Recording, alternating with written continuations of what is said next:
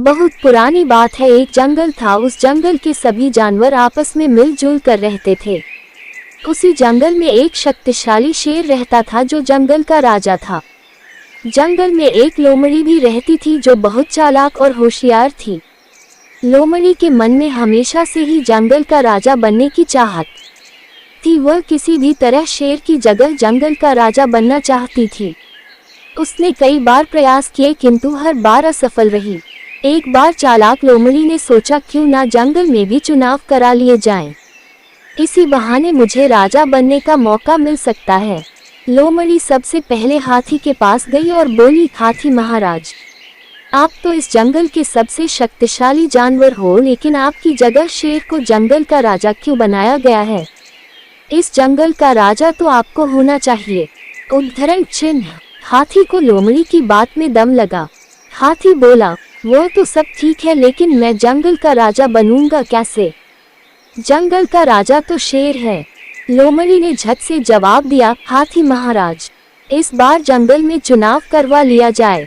जिसे सबसे अधिक वोट मिलेंगे वह जंगल का राजा बन जाएगा। हाथी लोमड़ी की बातों में आ गया और जंगल में चुनाव कराने के लिए तैयार हो गया। हाथी के बाद लोमड़ी जिराफ के पास गई और बोली, जिराफ भाई, इस जंगल में आप सबसे लंबे जानवर हो, तो फिर शेर जंगल का राजा क्यों है? जिराफ भी लोमड़ी की बातों में आ गया और जिराफ के दिल में भी जंगल का राजा बनने की तमन्ना जाग गई।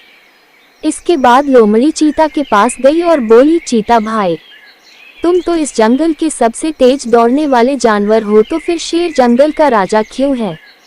इस जंगल का राजा तो तुम्हें ही होना चाहिए। अब चीता के दिल में भी जंगल का राजा बनने की इच्छा प्रबल हो गई। चीता से मिलने के बाद लोमड़ी जंगली भैंसों के पास गई और बोली, आप लोग इतने बलशाली हो कि शेर को बिल्ली की तरह उछाल कर फेंक देते हो, किंतु इस जंगल का राजा शेर क्यों है? आप लोग तो झुंड में रहते हैं और आपका सामना शेर तो क्या जंगल का कोई भी जानवर नहीं कर सकता है। इस जंगल का राजा तो आप लोगों को होना चाहिए। जंगली भैंसा भी लोमड़ी की बातों में आ गया और जंगल का राजा बनने के लिए तैयार हो गया। इसके बाद लोमड़ी हिरण के पास गई और बोली, हिरण भाई, इस जंगल में सबसे ज्यादा तादाद तो तुम्हारी है। अगर जंगल में चुनाव हो जाए तो हिरणों में से ही कोई ना कोई जंगल का राजा अवश्य बनेगा। हिरणों का मुखिया बोला, नहीं बहन, हम में से किसी को भी राजा बनने का शौक नहीं है। हम चुनाव नहीं लड़ेंगे। अगर हम चुनाव लादे और शेर को पता चल गया तो वह हमें नहीं छोड़ेगा। अगर लोमड़ी तुम्हें चुनाव लड़ना है तो तुम लड़ सकती हो। उद्धरण चिन्ह। लोमड़ी के तो मानो मन की बात हो गई, वह तो यही चाहती थी। लोमड़ी बोली, अगर आप लोग मुझे वोट दोगे तो मैं भी चुनाव लड़ सकती हूँ। हिरण ने लोमड़ी को वोट देने के लिए हामी भर दी। अब लोमड़ी तो बहुत खुश थी। लोमड़ी बंदरों के पास जाती है और कहती है, मित्र बंदर, इस जंगल में आप तो बहुत बड़ी तादाद में हो। तुम तो पेड़ पर भी रह सकते हो और जमीन पर, जंगल पर भी, और मानव बस्ती में, अर्थात आप सर्वगुण संपन्न हो। जंगल का राजा तो ऐसे व्यक्ति को ही होना चाहिए जो सर्वगुण संपन्न हो। बंदर बोले, हम में से किसी को भी राजा बनने का कोई शौक नहीं है। अगर तुम्हें चुनाव लड़ना है तो हम तुम्हें ही वोट देंगे। बंदरों की बात सुनकर लोमड़ी बहुत खुश हुई और उसने जंगल के सभी जानवरों के साथ मिलकर चुनाव लड़कर नया राजा नियुक्त करने के लिए सभी को तैयार कर ली। जंगल के सभी जानवर इकट्ठे हुए और शेर के पास जाकर जंगल में चुनाव कराने की बात कही। शुरू में तो शेर नाराज हुआ, किंतु जंगल के सभी जानवरों के चुनाव कराने की बात पर तैयार हो गया। उसी समय शिकारियों द्वारा जंगल के जानवरों को घेर लिया जाता है।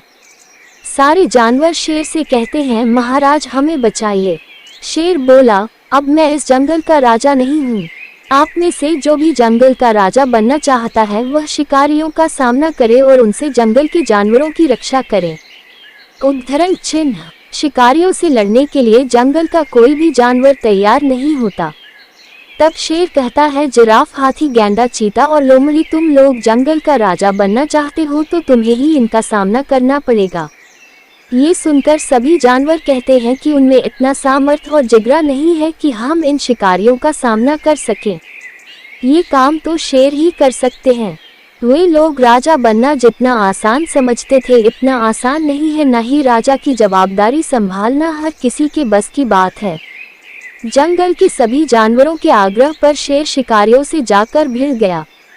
शेर के हमले से डरकर सारे शिकारी भाग खड़े हुए। अब जंगल के सारे जानवरों को समझ में आया कि शेर को जंगल का राजा कहा जाता है। जंगल के सारे जानवरों को अपनी गलती का एहसास हुआ और शेर के आग्रह पर जंगल में चुनाव तो हुए, किंतु जंगल के सारे वोट शेर को ही मिले। इस प्रकार शेर निर्विवाद जंगल का राजा बन गया।